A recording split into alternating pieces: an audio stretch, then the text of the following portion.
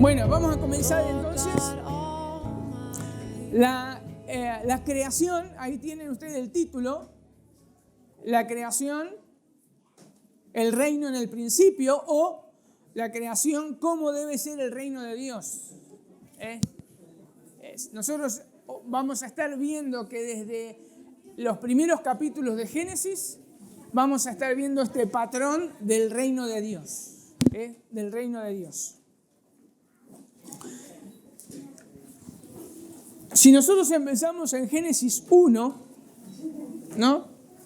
Inmediatamente nosotros podemos ver algo muy importante, algo que para nosotros es ya sabido, ya es conocido, o sea, a nosotros no nos va a sorprender, ¿no?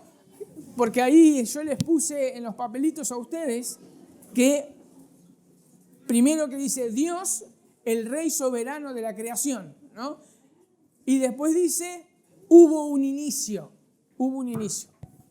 Para nosotros, como yo les decía recién, para nosotros es obvio que hubo un inicio, pero bueno, el tema acá nosotros vamos a estar viendo, como dice el título, ese inicio, ese comienzo, le da a Dios su reinado, su soberanía, porque Él es el que lo creó. Repito, ¿no? O sea, para nosotros es obvio, pero hay muchos inconvenientes en el sentido de que si nosotros mandamos a nuestros hijos a la escuela, o nosotros hablamos con alguien, o leemos algún libro, o vemos alguna película, eso se ve mucho en las series, a veces en Netflix, que habla acerca de una evolución, acerca de todas esas cosas, ¿no? Socavando la palabra de Dios como autoridad para nuestras vidas. Hay un principio, hay una ley en la ciencia que se llama la ley de conservación de la energía, que nos dice lo siguiente, es que de la nada no puede surgir nada. ¿Por qué? Porque se necesita una energía que tenga energía propia, eterna, para producir algo. Eso es lo que la ley habla científicamente, ¿no? Entonces, científicos, obviamente que hay científicos de todas clases y de todos colores, pero esta ley de estos científicos está hablando y está diciendo, si esto ocurrió en una explosión o lo que sea, porque obviamente son evolucionistas, sí tiene que haber algo que haya producido esto. Y se dice en la generación de energía, como dije, en la conservación de la energía, dice que, bueno, había, aparte de los agujeros negros y todas esas cosas, de ahí provenía la energía suficiente con toda la materia para poder crear todo lo que nosotros vemos, ¿no? Y nosotros agarramos ese principio, de la nada no puede surgir nada. Pero cuando nosotros vemos, en primer lugar, Génesis 1, nosotros vemos que dice que Dios creó. O primero dice, ¿cómo dice el texto? En el principio,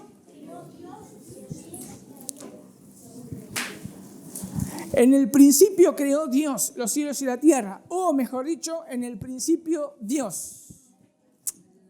A veces la traducción, pero sí, está bien. No está mal que bueno, enseguida le digo. Pero lo que nos está diciendo la Biblia, que es en el principio Dios, o sea, está Dios en el principio. Dios es ese agente, lo que los científicos hablan, de que tiene energía propia. O sea, Dios es eterno, Dios es el único eterno, Dios es el único autoexistente.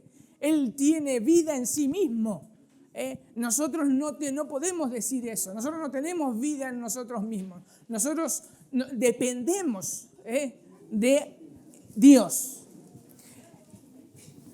Entonces, lo primero que vemos es que esa ley, como los científicos hablan, se cumple. O sea, se cumple. Vuelvo a repetir. O sea, van a encontrar hoy nuevas teorías que hablan que sí, de la nada puede producirse algo. Son re complejas, hay como 4 teorías. Pero bueno, o sea, pero nosotros aún no solamente tenemos la Biblia que nos dice que en el principio ya Dios existía, sino aún la ley científica nos está diciendo que de la nada no puede surgir nada. O sea, tenemos tanta evidencia eterna de Dios que nos está diciendo que Él existe y siempre existió, y tenemos base científica para decir que de la nada no puede surgir nada. Entonces, más que todo, ¿por qué digo esto? Porque si se encuentran con alguien que habla, que quiere decir, no, pero científicamente esto no puede, o sea, surgió de la nada, surgió todo. O sea, no, o sea, si quieren hablar, porque si no van a decir, usted es religioso. No, científicamente también se está diciendo esto. ¿Entienden? Son herramientas que a uno le puede ayudar para entrar en una conversación o un debate si quieren, ¿no? Pero bueno, hubo un inicio, como decíamos, hubo un inicio. Ese inicio lo comienza Dios cuando comienza a decir que se haga. Donde su palabra comienza a escucharse en el vacío.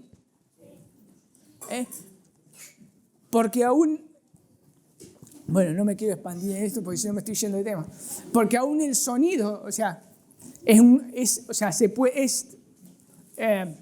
cierto sentido, ocupa un lugar en el espacio, aunque no lo veamos. Bueno, pero vamos, pues si no estamos hablando de creacionismo, me fui por las ramas. Entonces, hubo un inicio. Dios es el que estuvo allí, Él es el que creó absolutamente todas las cosas, Él es el agente, Él es la fuente, Él es el poder autoexistente que creó absolutamente todas las cosas y que Él pudo decir que se hagan y esa voz de Dios, esa palabra de Dios crea, que después vamos a ver más adelante quién es esa voz creadora. Y todo tiene un orden lógico, no es caótico. Todo lo que creó Dios tiene un orden lógico, con un propósito, que después vamos a ver ese propósito. No es porque una explosión trae caos, no trae orden. Y cuando Dios habló, comenzó el orden. Comenzó en orden, mejor dicho. No comenzó el orden, sino comenzó con orden, haciendo las cosas sucesivamente para tener el propósito que vamos a estar viendo del reino de Dios. Bien, eso, por ser Dios el que estaba en el principio, el que creó absolutamente todas las cosas, podemos ver y decir que Dios es el único Dios, único verdadero Dios. No hay muchos dioses. ¿Por qué digo esto también? Porque si ustedes agarran algunos comentarios bíblicos con respecto a Génesis, ahí en los comentarios le van a decir que hay historias muy parecidas al Génesis en la Mesopotamia, que por eso los críticos dicen, no, esto es un cuento, esto es una fábula. ¿Por qué?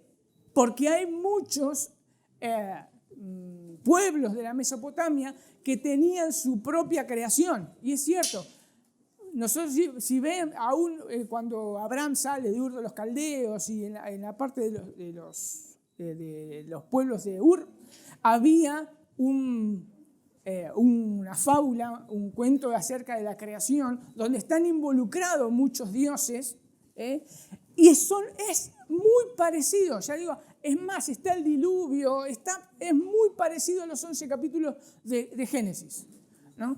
Pero ¿quiénes están involucrados? Muchos dioses.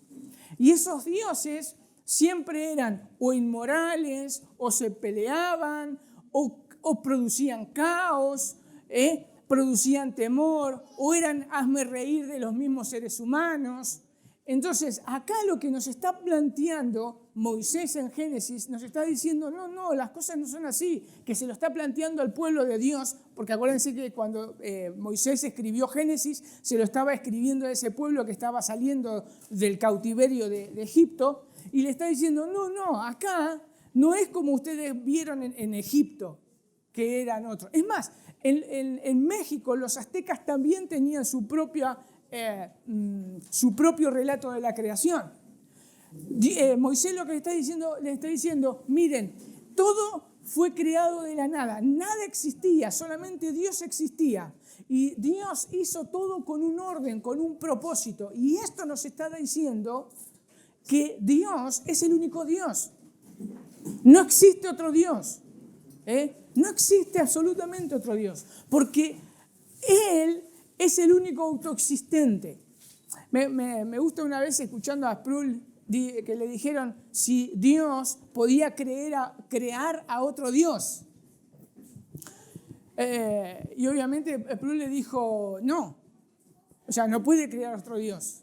Porque si Dios lo crea, es una criatura, no es Dios. O sea, para ser Dios tiene que existir y autoexistir y tener vida en sí mismo. ¿Se dan cuenta? Entonces, hay un Dios, un único creador, que lo que quiso hacer cuando creó absolutamente todo, como ahí ustedes tienen en Romanos 1:20, ¿qué es? ¿Qué quiso manifestar Dios al crear el universo que nosotros vemos? ¿Cómo dice Pablo ahí en Romanos 1:20?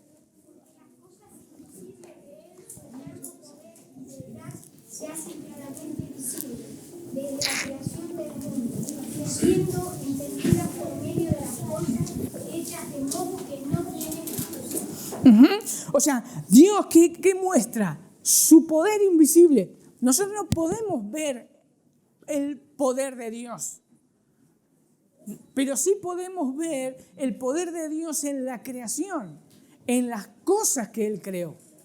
Ahí se hacen, como dice Pablo, claramente visibles a la humanidad. Nadie tiene excusa. Es más, los científicos, hay varios científicos también que hablan acerca de, sí, debe existir algo debe existir que nos mantiene, nos sostienen y que mantienen todo este mundo, aún no solamente el mundo, sino el universo completo en orden. Hay algo, dicen. Y ese algo, Pablo lo dijo, es Dios. Es Dios. Entonces, vemos que hay un inicio. Dios estaba creando todas las cosas con un orden. Él es la fuente, Él es el que habló, Él es el que trajo toda la existencia. Ese Dios es el único y que lo más hermoso de todo eso, que es lo que Pablo nos está diciendo, es que ese Dios quiere comunicarse con las personas. Que vamos a ver ese propósito cuando Dios crea al hombre.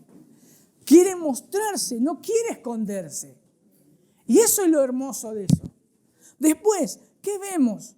Que no solamente podemos decir que es un Dios, que es Dios, ¿no? Sino que ese Dios es trino.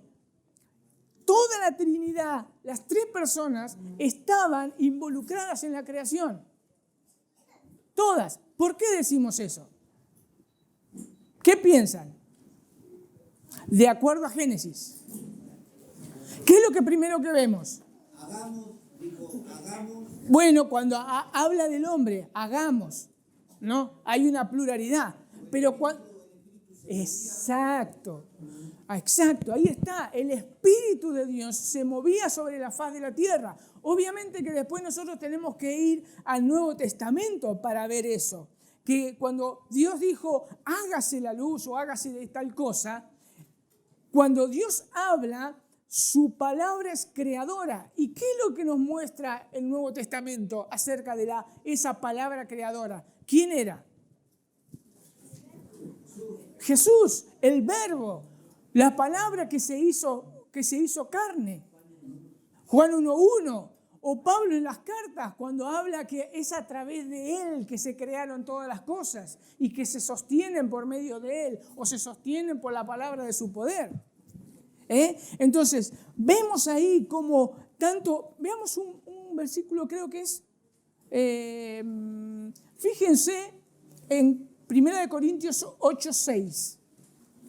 Porque si no, nosotros nos quedamos con esto que estoy diciendo, es solamente el Espíritu y el Verbo, sabemos que es Jesús. La palabra sabemos que es Jesús. Y el Padre, fíjense en 1 Corintios 8:6. Sí. Para nosotros, sin embargo, solo hay un Dios, el Padre, del cual proceden todas las cosas, y nosotros somos para Él un Señor, Jesucristo, por medio del cual son todas las cosas, y nosotros por medio de Él. ¿Se dan cuenta? O sea, es como Pablo ahí nos está abriendo más el panorama de cómo Dios creó y quién estaba involucrado en la creación.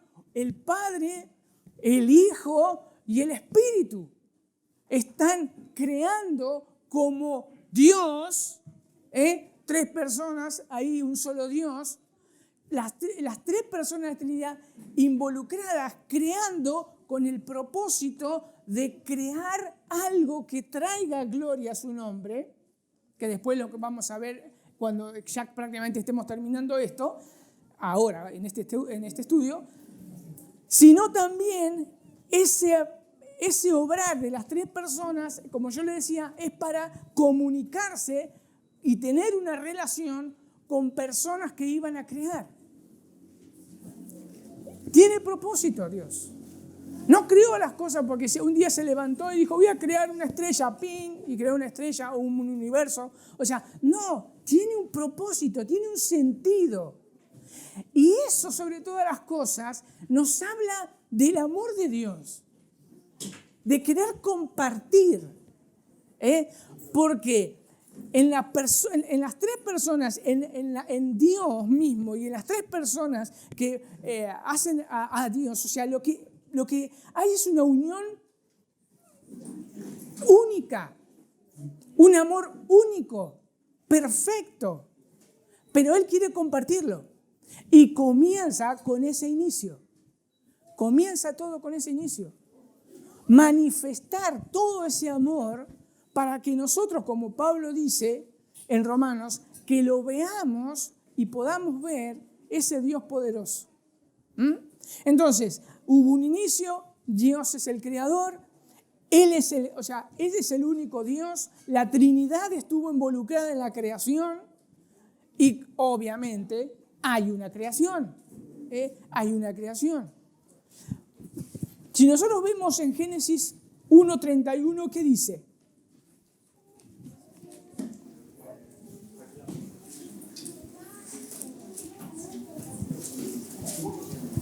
Y vio Dios todo lo que había hecho, y he aquí que era bueno en gran manera. Fue la tarde y la mañana el día sexto. Fíjense que, y eso se ve, ¿no? Que es bueno, y después termina que era bueno en gran manera. Ahí vemos nuevamente el orden de Dios. Ahí vemos nuevamente la creación de Dios con propósito. Que todo sea ordenado, que todo sea bueno. Que todo les satisfaga, porque lo que ve le trae satisfacción, su obra creadora trae satisfacción. Y Él dijo que era bueno en gran manera al ver todo lo que había creado, todo lo que había creado. Todo fue bueno y bueno en gran manera.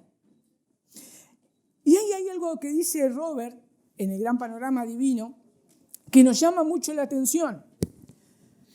Él dice que nosotros tenemos que prestar atención a esas palabras. Bueno y bueno en gran manera.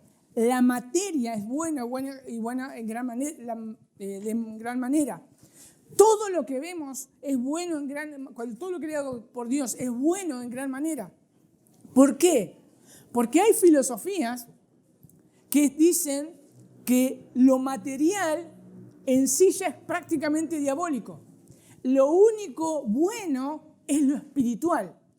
Y esas filosofías que vienen obviamente de Platón, Aristóteles, todos los filósofos griegos, que siguen con respecto a lo que es el hinduismo, el budismo, todos los que creen en la reencarnación. ¿Por qué tanto el tema de la reencarnación? Porque es tan malo vivir ahora que necesito reencarnarme un montón de veces para lograr el karma superior, donde ahí voy a encontrar la gloria perfecta, cosa que nunca la pueden encontrar, por eso se tienen que reencarnar y reencarnar. ¿Por qué? Porque lo material es malo, la carne es mala, el trabajo es malo, el mundo es malo. Obviamente que el mundo está caído, ¿no? Pero en el principio no fue así. En el principio, y eso lamentablemente se llevó a la iglesia.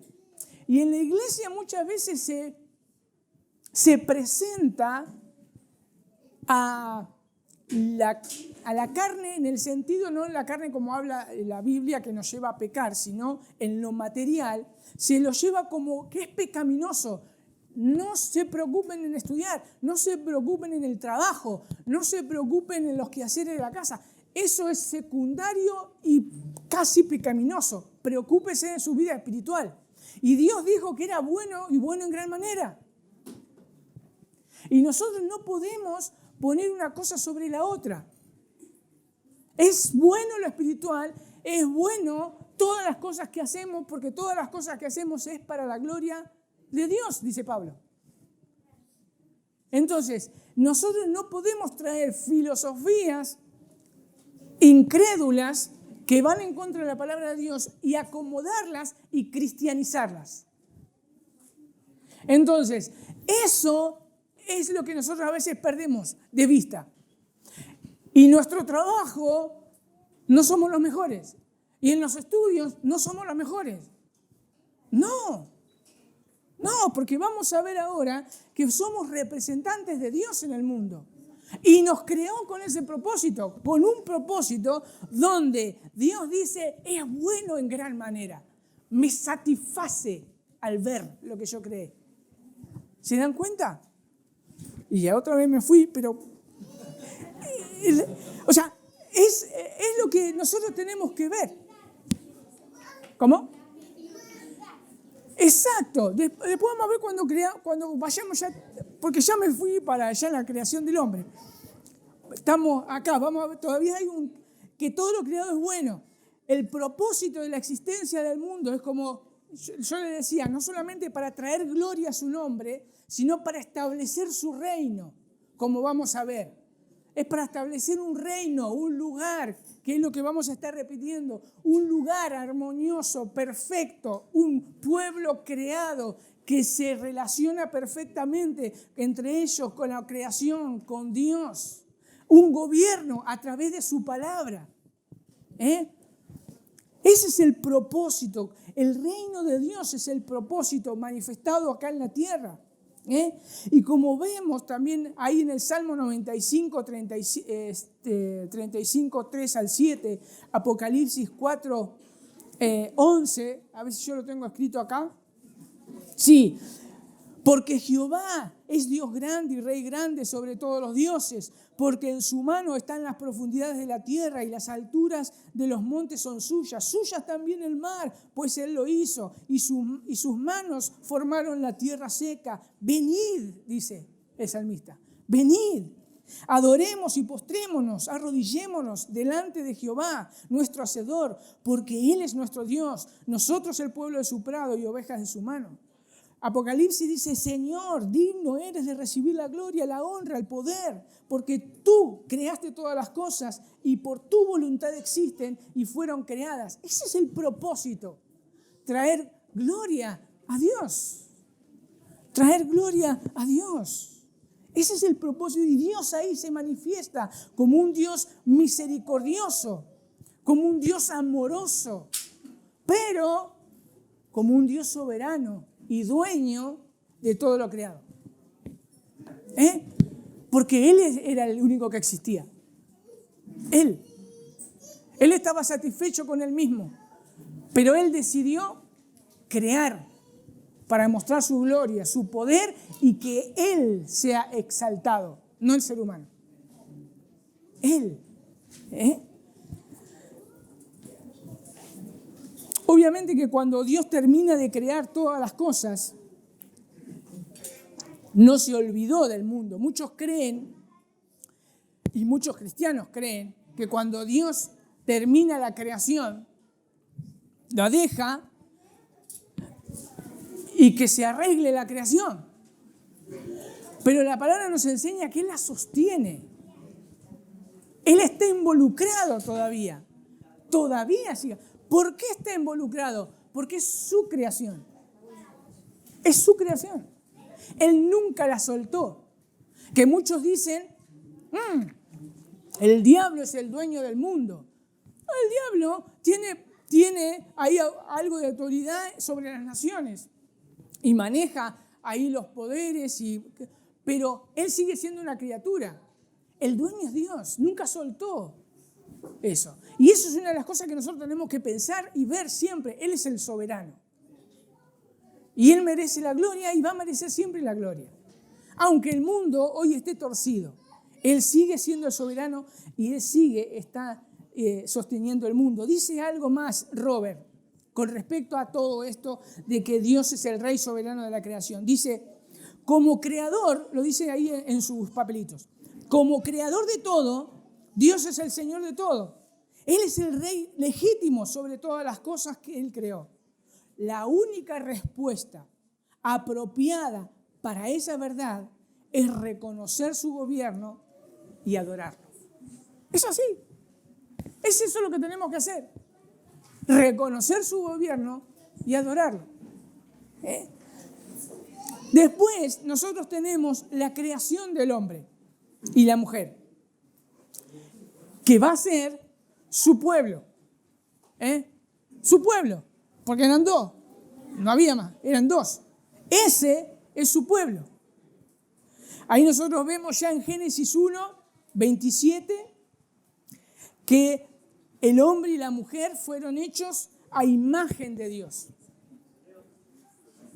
Sí.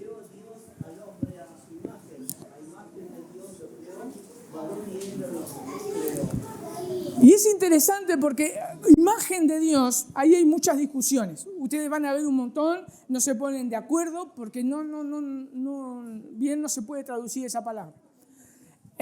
Simplemente pueden dar algunos detalles o lo que se puede derivar de la palabra, ¿no? Pero en sí no hay una traducción literal, ¿no? Pero sí podemos ver lo que significa algo de la imagen de Dios. El libro de Vaughan Robert, en el Gran Panorama Divino, él habla y dice, hay un dicho muy popular, dice, de tal palo, tal astilla. Y dice, bueno, así es como es el hombre con respecto a Dios, de tal palo, tal astilla. Son iguales, o sea, vos lo ves acá, no es idéntico, no es un Dios. O sea, ven el padre con el hijo y dicen, son idénticos, o sea, pero no son iguales, siguen siendo dos personas diferentes, pero hay características, algo físico, algo que se ve, cómo habla, cómo camina, como qué sé yo, que dicen, lo veo a lo veo al padre, a mí me dicen, me ven a mí, ya me ven a mi abuelo, me dicen, no sé si será bueno o será malo, pero es así. Pero con Dios pasa lo mismo. Pero a mí lo que me gustó más es cómo lo interpreta Richard Pratt. Richard Pratt habla de la imagen de Dios con respecto a lo que se hacía antes los reyes. Los reyes, rey, soberano, porque ustedes métanse siempre en la cabeza esa. O sea, cuando un rey, cuando existían los reyes, era el soberano de un territorio. Pero obviamente sigue siendo un hombre, no puede estar en todos lugares. ¿Y qué hacía? Imágenes. Y las ponía ahí. Imágenes de él.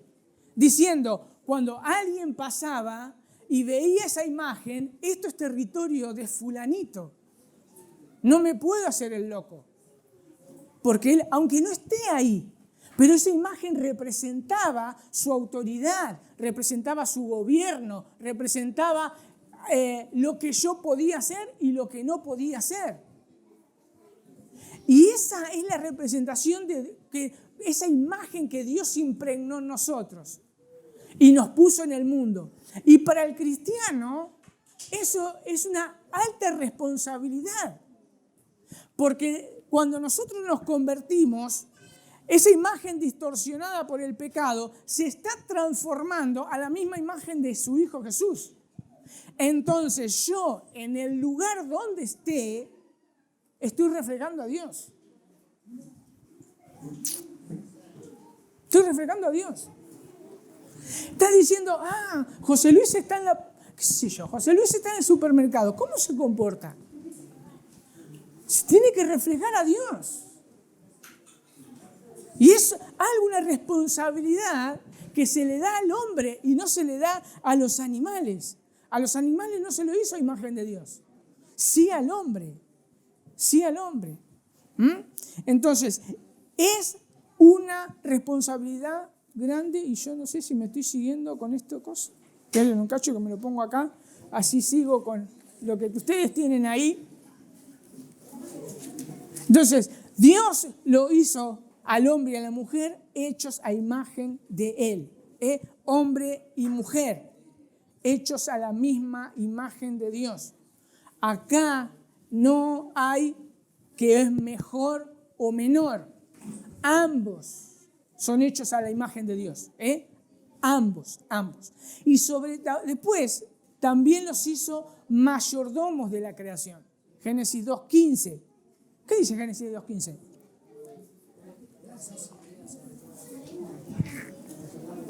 ¿Qué dice? Tomamos.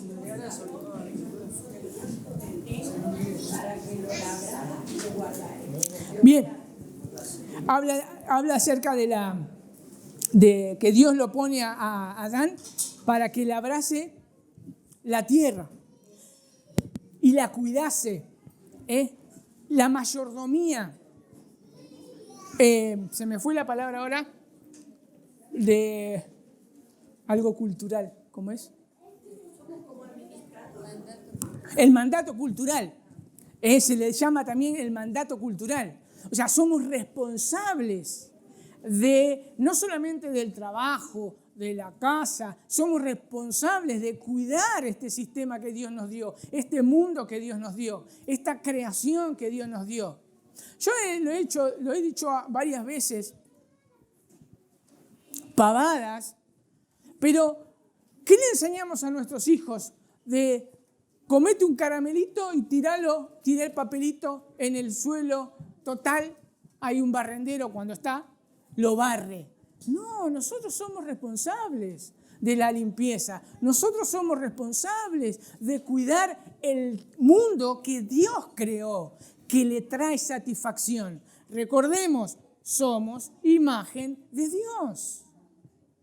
Somos imagen de Dios. O sea, Dios no hizo las cosas para que hagamos lo que se nos dé la gana, sino para cuidarlo, para mantenerlo, para sostenerlo, para producirlo y reproducirlo. Por eso la ciencia no es diabólica, la ciencia es de Dios. Nos dio la capacidad para ver, observar. Eso es lo que hizo Adán cuando le puso los nombres a los animales. No es que Adán dice, poné los nombres del animal y se puso así. Este león, porque tiene la cara. Este es un gato. No, sino cuando habla de que le tuvo que poner nombre, ahí tuvo que ver, evaluar, investigar. O sea, obviamente que Adán tenía una mentalidad que nosotros no tenemos porque él estaba sin pecado. Era espectacular, pero sí nosotros lo podemos ver hoy con la ciencia. Cuando nosotros vemos a científicos que hacen descubrimientos, nosotros decimos, ¿de dónde saca esa mente? Son terribles. Los halagamos, los elogiamos a esas personas, porque tienen capacidades espectaculares. Bien, Adán era mayor que esas capacidades. Y tuvo que investigar y poner el nombre de cada una de las criaturas. Observar. Y nosotros somos responsables de esas cosas, de cuidar, observar, cómo se deben mantener las cosas y me voy. Pero bueno, sí.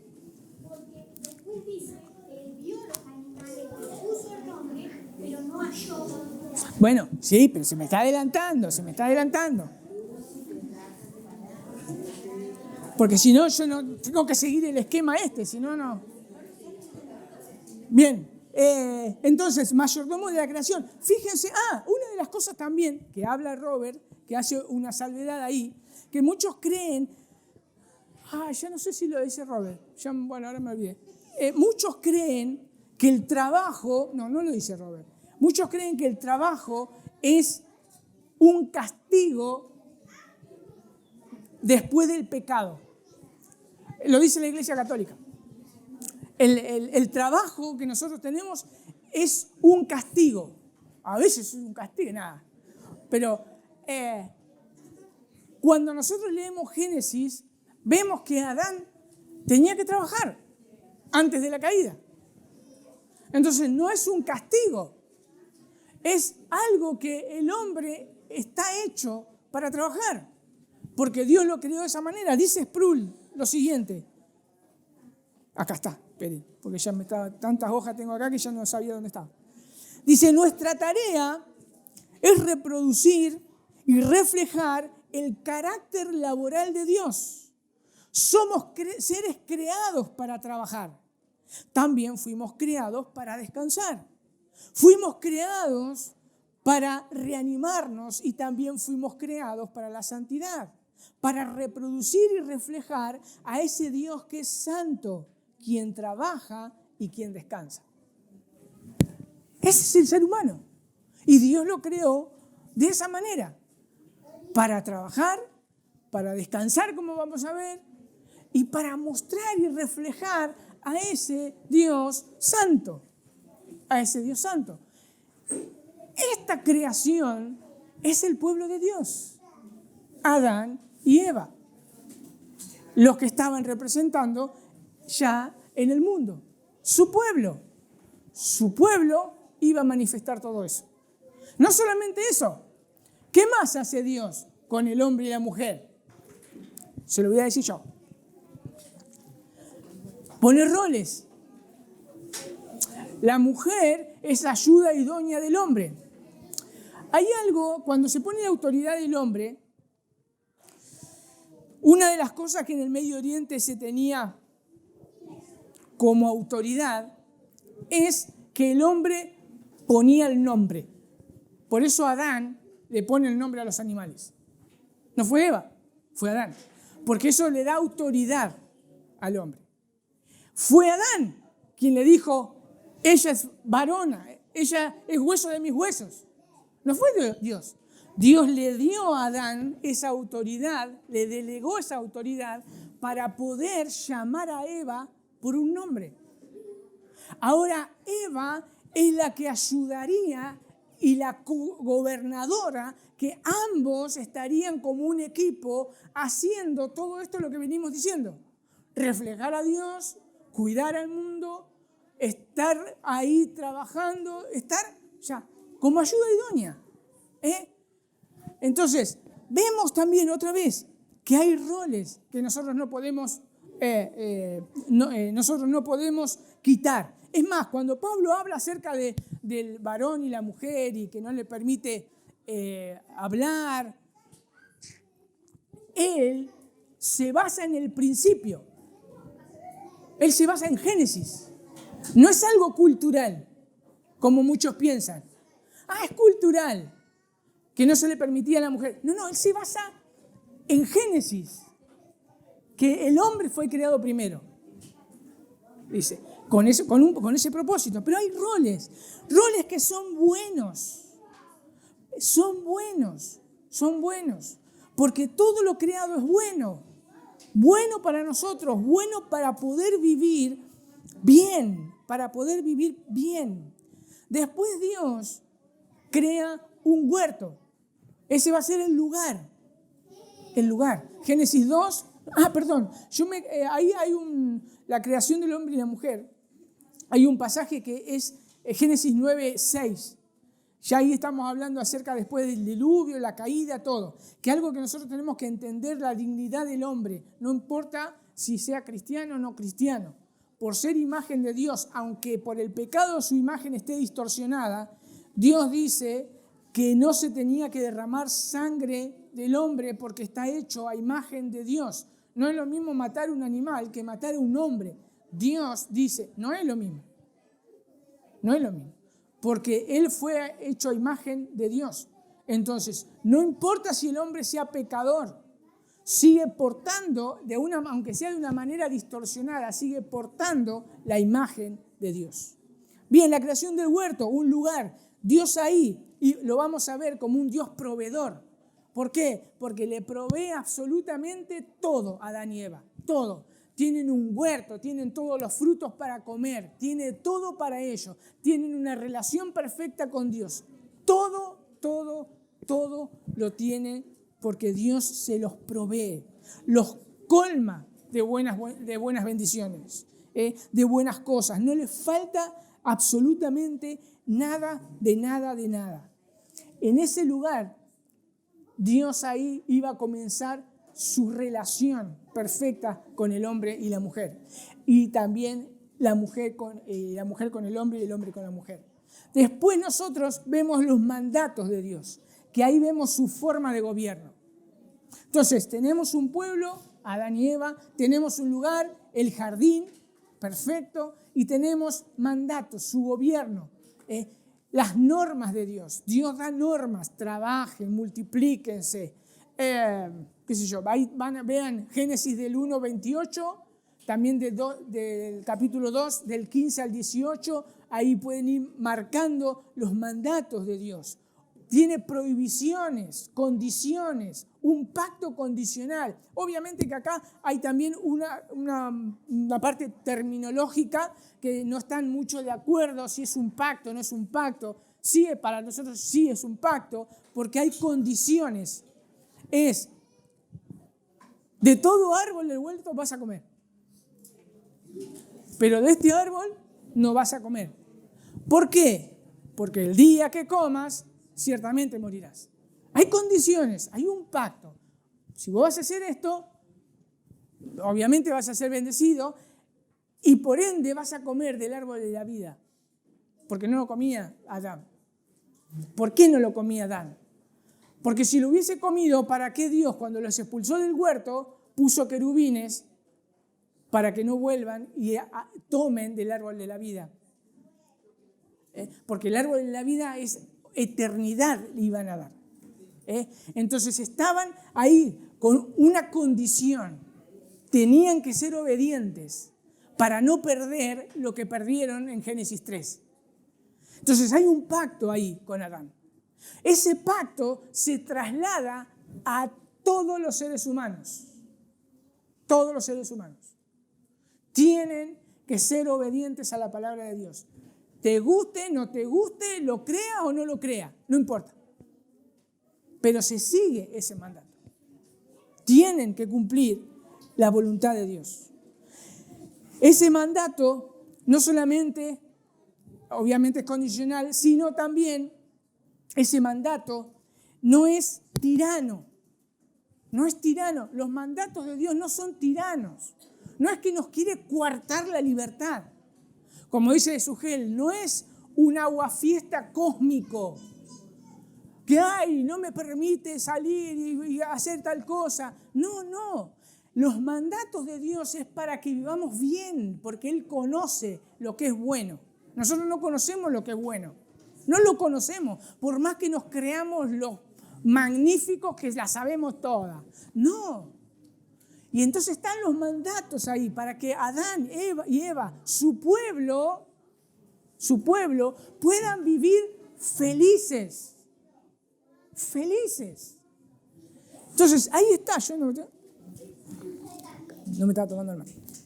Entonces vemos que los mandatos de Dios son buenos. Y nosotros vemos después, a lo último de todo, que Dios descansa. Dios descansa. Lamentablemente, ahí en Génesis 2:1-3, Dios descansa de toda obra creadora.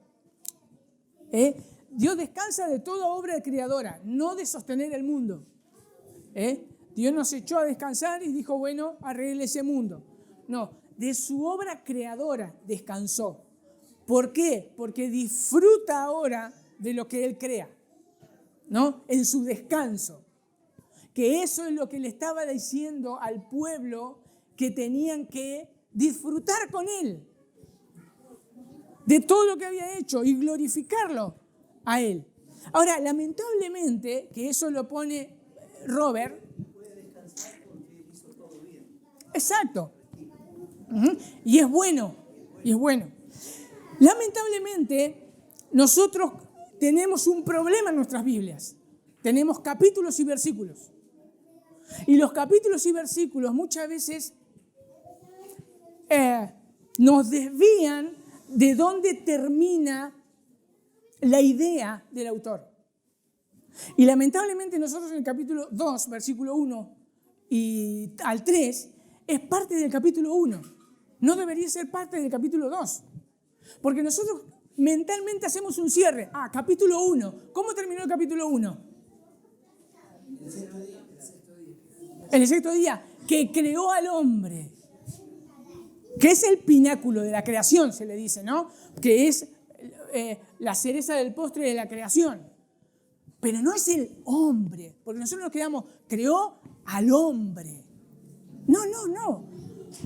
El clímax de la creación de Dios es el descanso de Dios. Ahí termina. Ese es el clímax. Dios descansa, crea todo y descansa observando todo lo que había hecho y es bueno en gran manera. Ese es el clímax de la creación. Y que es eso lo que nosotros vamos a estar viendo también a lo largo de todo, el descanso, el Sabbat. Después vamos a ver a Jesús diciendo, vengan a mí todos los que están cansados y trabajados y yo los haré descansar. ¿Se dan cuenta? El descanso de Dios es algo que el hombre tiene que entender. Es ese disfrute de Dios al ver la creación, al ver todo lo que hizo, al ver lo satisfecho que Dios está. Entonces, Él nos invita a eso. Fíjense lo que dice Scott, ahí lo tienen ustedes. Dice, más tarde el escritor, porque habla acerca del reposo que Él nos ofrece, Hebreos 4, 1 y 10. Dice, más tarde el escritor de la epístola a los Hebreos nos mostrará cómo este séptimo día fue establecido de forma simbólica para indicar la entrada definitiva del pueblo de Dios en el descanso y la amistad con Dios. Por lo tanto, desde los tiempos de la creación, cada séptimo día se nos presenta como un recordatorio del gran propósito de Dios, de tener un pueblo ante Él para siempre. Entonces, ese es el clima de la creación. Disfrutar de Dios. ¿Se dan cuenta cómo todo tiene un propósito? No es todo alocado. La creación del mundo no es alocada. No es que agarró y empezó pon, y a ver, esto lo voy a unir con eso. No, ya tenía todo planeado, pensado. Todo Dios. Porque el final de todo es disfrutar de Dios. Disfrutar de Dios. Entonces, en resumen, nosotros lo que podemos ver ahí, que le pusimos con unos dibujitos, que el primer capítulo de Génesis nos muestra un patrón del reino de Dios. Perfecto. Y se va a repetir a lo largo de las Escrituras. Este patrón tiene 3 elementos principales. Un pueblo, tiene un lugar y tiene un gobierno, que es Dios, bajo el gobierno de Dios. En este caso de Génesis, el pueblo es Adán y Eva. El lugar es el Edén y el gobierno de Dios es por medio de su palabra. Y eso se va a repetir hasta Apocalipsis, que eso es lo que vamos a ver. Entonces, ¿hay alguna pregunta ahora? Ahora sí los dejo a ustedes. ¿O quieren agregar algo? Eso del corandeo, ¿no? Más o menos, sí, porque es disfrutar de Dios. Sí, corandeo es una palabra bastante amplia, pero es sobre todo, es disfrutar de Dios. obviamente, y vivir bajo la presencia de Dios. No solamente disfrutar, sino vivir, como veníamos diciendo recién, somos imagen de Dios. Vivimos bajo el gobierno de Dios, bajo la presencia de Dios. Fíjense que es algo interesante, que cuando Dios le dice a su pueblo, le dice, no te harás imágenes delante de mí. ¿Simplemente está haciendo referencia a una estatua? ¿Por qué?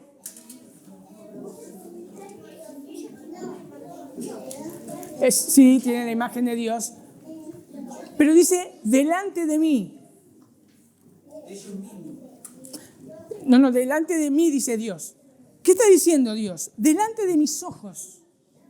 Dios no solamente ve esto, ve mi corazón. Entonces Dios va más allá de hacer una estatuita. Dios ve el corazón. La idolatría comienza en el corazón. Delante de mí, no te hagas dioses. Por eso ese es el corandeo. Es vivir bajo la presencia de Dios y glorificarlo. ¿Algo más que quieran agregar?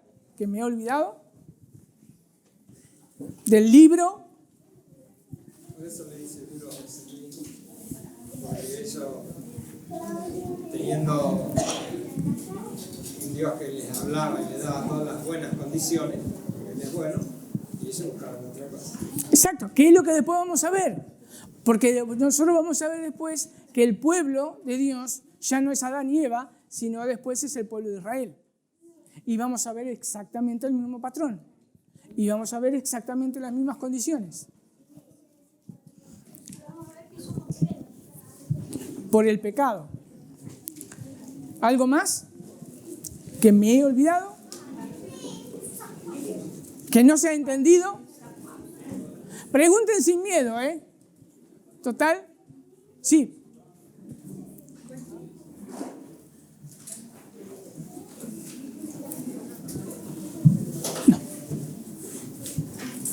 Yo quería hacer una pregunta con respecto a lo que vos estabas enseñando sobre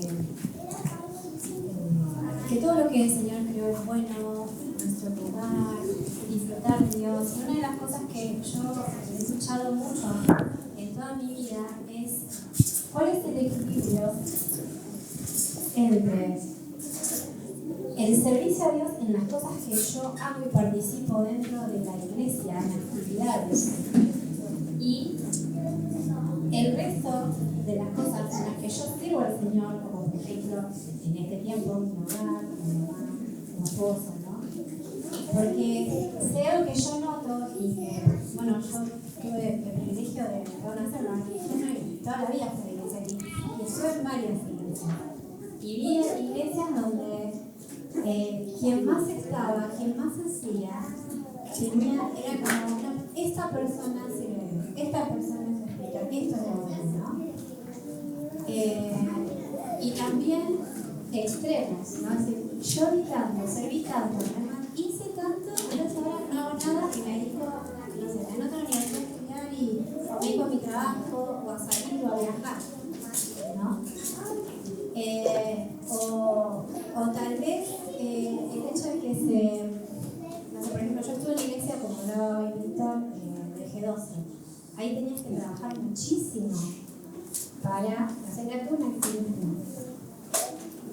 Pero no, yo a veces digo, bueno, pasa que soy la de G12, pero yo a veces noto, hoy en día, mi propia vida, ¿cuál es el equilibrio? ¿Qué es lo bueno en la pelea? Que yo estoy haciendo esto acá, locada, toda contracturada, mal, contestando mal, no sé, a mi esposo, y todas esas cosas, ¿no? Como que yo siento que a veces como creyentes es difícil ese equilibrio, que somos engañados, ¿no? Si yo hago todo esto y me mato para todo esto y estoy enferma por todo esto, entonces estoy sirviendo al Señor. Ese equilibrio, o sea, bíblicamente, ¿no? O sea, siendo honestos, o sea, creo que a todos nos gusta trabajar para el Señor. cosas por amor a nosotros, pero ¿cuál es el límite? Donde yo ya no sé.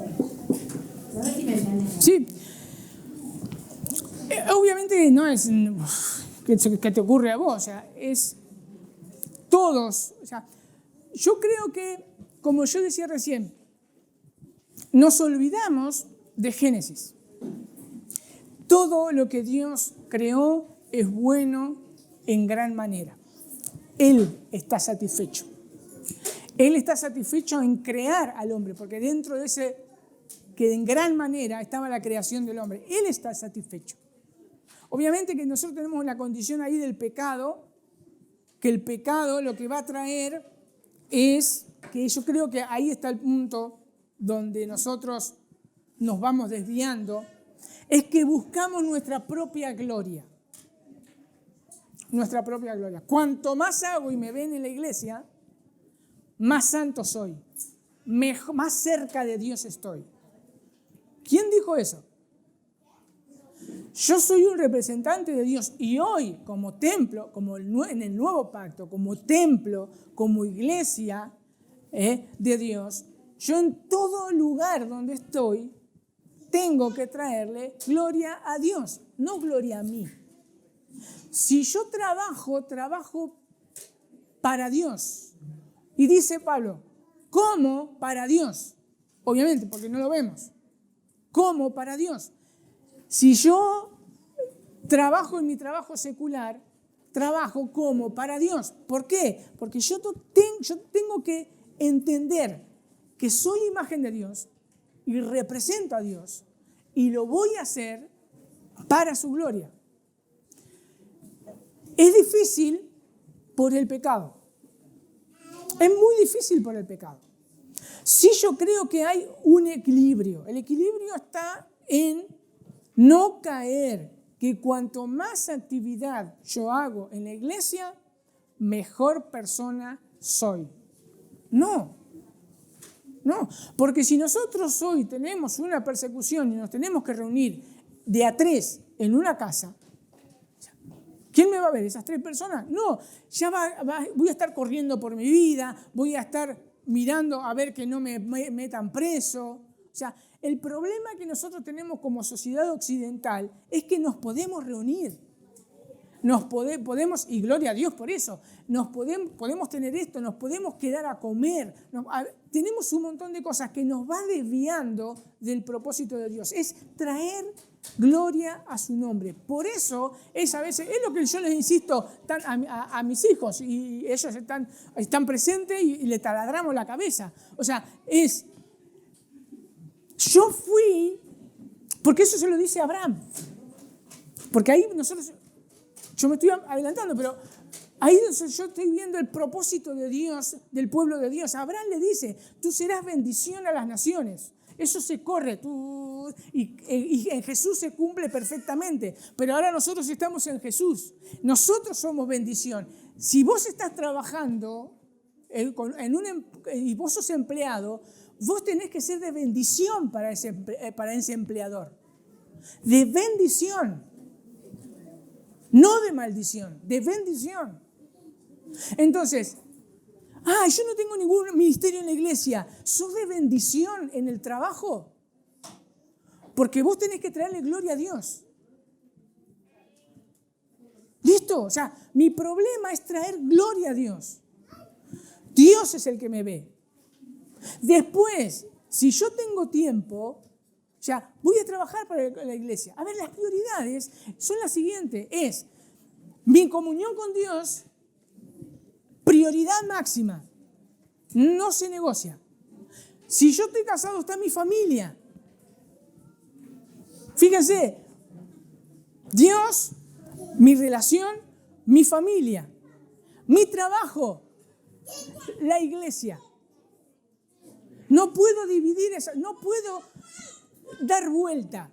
Si yo empleo muchas cosas en la iglesia y no estoy sosteniendo o haciendo lo que Dios dice con respecto a mi rol de varón o de mujer, yo no estoy trayendo gloria a Dios. Y es liberador eso. Es liberador. Porque la única preocupación que tengo que tener es decir, mi relación con Dios. ¿Por qué mi relación con Dios? Porque es lo que estábamos viendo en Génesis. Es disfrutar de Dios. Es de ver que Él me creó para poder tener una relación con Él. No es un Dios mudo, que eso es lo que vemos en el Antiguo Testamento. No es un Dios mudo. Es un Dios que se quiso relacionar con nosotros. De tal manera, como dice Juan, amó Dios al mundo. O sea, fue de tal manera que Dios se hace hombre para que eso se concrete. Para que eso perdido en el paraíso, en el Edén, en el paraíso, se vuelva a restaurar para que yo pueda volver a tener esa comunión y ese disfrute de Dios. De manera imperfecta, porque todavía seguimos batallando con el pecado. Y yo no me tengo que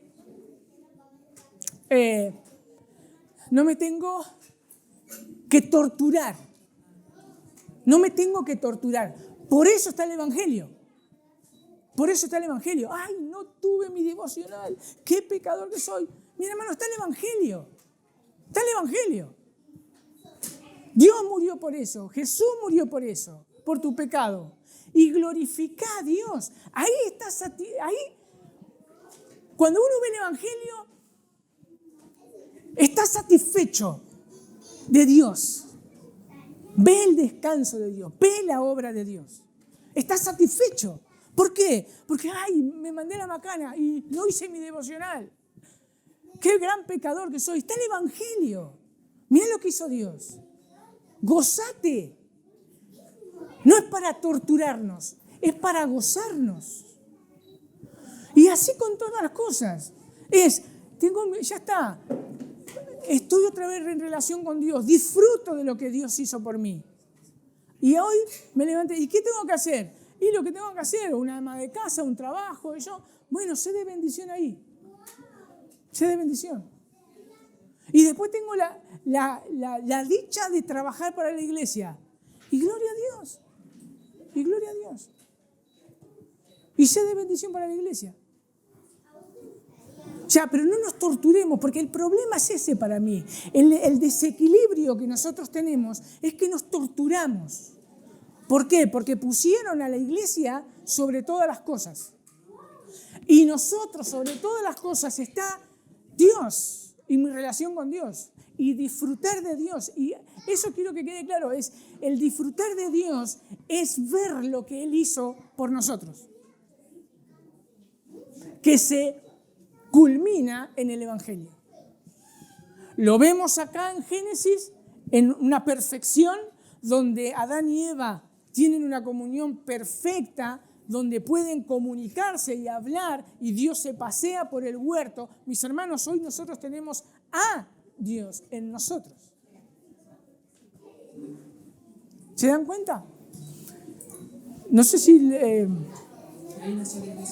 sí. Creo que la enseñanza es un poco lo de Marta y María, ¿no? Cuando Marta estaba haciendo mucho y se empieza a quejar con el Señor de lo que está haciendo ella, que no le ayuda, y caemos en eso, ¿no?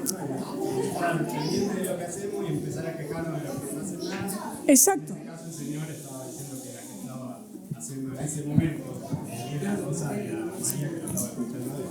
Pero la materia también es importante. Ahora, Dijiste algo. ¿estaba haciendo algo mal María? La reprende el Señor, obviamente, que hay. Marta. O sea, ella estaba ocupada y ella quería hacer lo mejor para Dios. Lo mejor para Jesús quería hacer.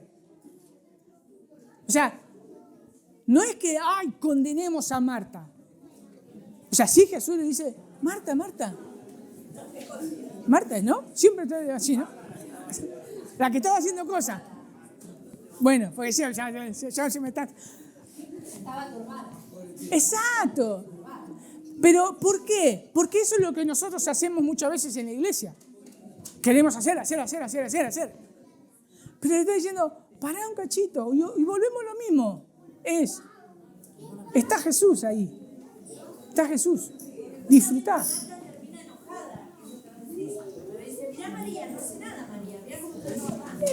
Porque tenemos, ahí tenemos una representación perfecta de los que a veces decimos hay que trabajar en la iglesia y los que, ojo, ahí tenemos que tener, como decía, un equilibrio. Tampoco nosotros hay estos que trabajan en la iglesia y no se apartan para el Señor. No, ojo, no se hagan dioses delante de mí. Eso es para nosotros. Unos capítulos después, cuando muere Lázaro y el Señor vaya, ves a Marta que dice, el Señor la puede, ¿cómo se llama?, resucitar, y María es la que estaba angustiada, la que como que menos confiaba en el Señor en ese entonces. Porque, sí, Lejos de la persona, digamos, en ese momento Marta estaba... confiaba en la palabra. Ajá. Siempre se la ve a Marta como que estaba mal en ese entonces, pero unos capítulos después ves... Vemos a María angustiada y a Marta confiada en la palabra de Dios. O sea, porque nosotros tenemos que entender una cosa, o sea, somos personas pecadoras.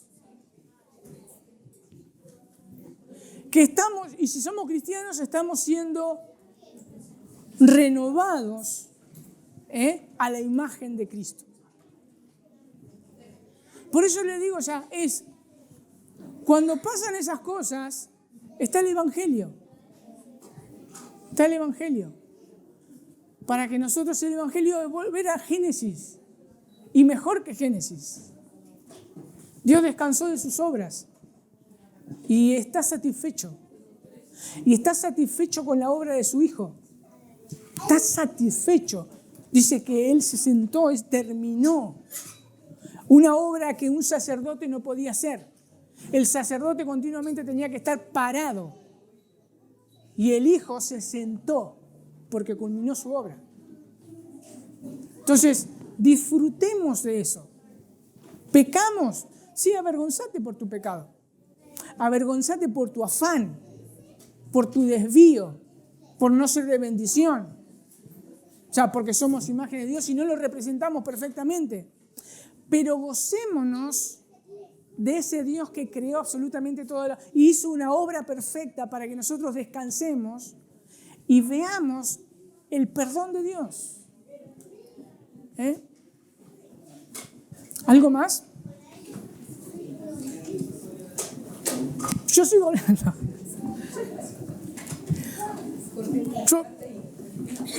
Yo apago el micrófono entonces. No sé si o quedó algo que no se entendió o algo.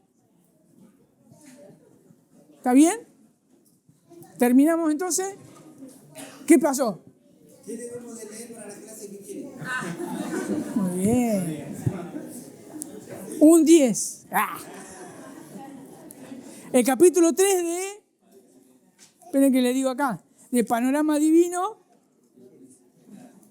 El Reino Perdido. Y si quieren leer de a partir del capítulo 5, El Reino Revelado 6.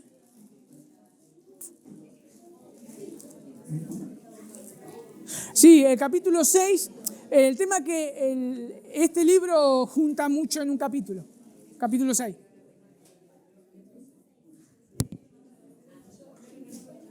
¿Por qué? No lo pongo en el grupo. ¿Alguien más? ¿Listo? Calle para siempre. Bueno, vamos a orar y vamos a terminar. Sí. Señor, te damos gracias por este día, gracias porque pudimos estar estudiando tu palabra.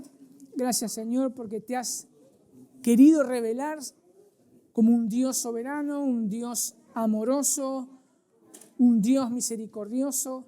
Ayúdanos, Señor, a ver eso en tu palabra, a recordar continuamente el Evangelio cada vez que fallemos y saber, Señor, que nosotros vamos a tener un descanso eterno cuando Jesús venga por segunda vez. Gracias, bendito Dios, porque a ese reposo nos dirigimos. En el nombre de Jesús, amén.